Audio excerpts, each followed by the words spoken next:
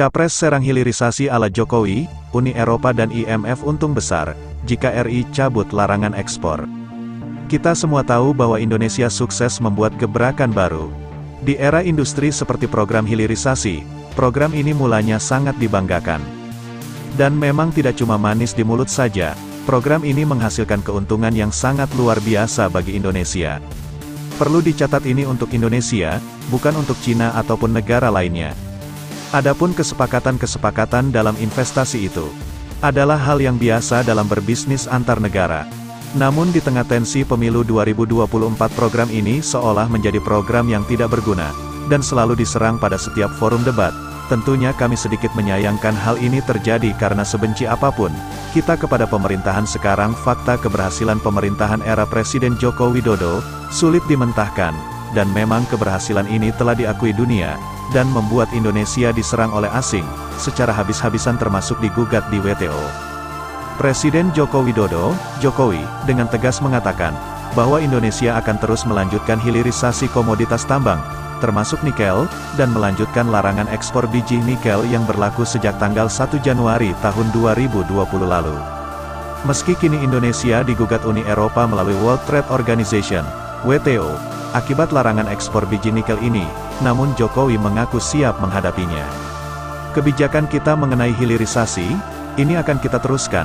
Kalau kita stop nikel, biji, nikel stop, meskipun kita dibawa ke WTO oleh Uni Eropa, silakan enggak apa-apa, ini nikel kita kok, dari bumi negara kita kok, silakan, ungkapnya.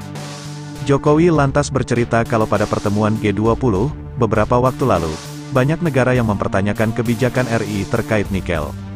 Lalu, dia pun menyebut pentingnya hilirisasi tambang di dalam negeri tak lain, untuk menciptakan tenaga kerja seluas-luasnya bagi warga RI.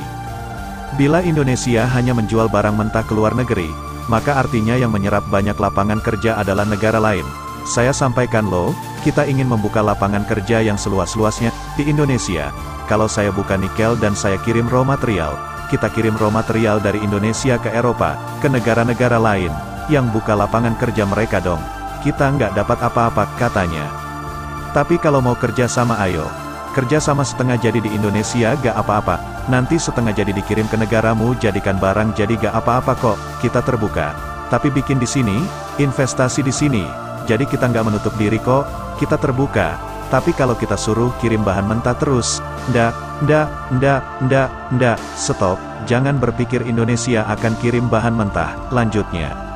Tidak hanya nikel, Jokowi mengungkapkan pemerintah juga berencana menghentikan ekspor komoditas tambang lain, dalam bentuk mentah, misalnya bauksit dan tembaga. Kenapa kita lakukan ini? Kita ingin nilai tambah, kita ingin added value, kita ingin ciptakan lapangan kerja sebanyak-banyaknya. Dan itu mulai disadari oleh negara-negara lain, mereka mau tidak mau harus investasi di Indonesia atau berpartner dengan kita. Pilihannya hanya itu, silakan mau investasi sendiri bisa, mau dengan swasta silakan, mau dengan BUMN silakan, kita terbuka. Tapi jangan kamu tarik-tarik kita ke WTO gara-gara kita stop kirim raw material. Ndak, dengan cara apapun akan kita lawan, ujar Jokowi. Lebih lanjut, mantan wali kota Solo itu bilang kalau keputusan pemerintah menghentikan ekspor barang tambang mentah sudah berdampak kepada lonjakan nilai ekspor. Sampai akhir tahun perkiraan saya bisa 20 miliar dolar, karena di bulan Oktober ini 16,5 miliar dolar. Akhir tahun perkiraan saya, estimasi saya bisa 20 miliar dolar, hanya dari kita stop nikel, dan perkiraan nanti kalau jadi barang-barang yang lain, perkiraan saya bisa 35 miliar dolar, hanya dari satu barang, kata Jokowi.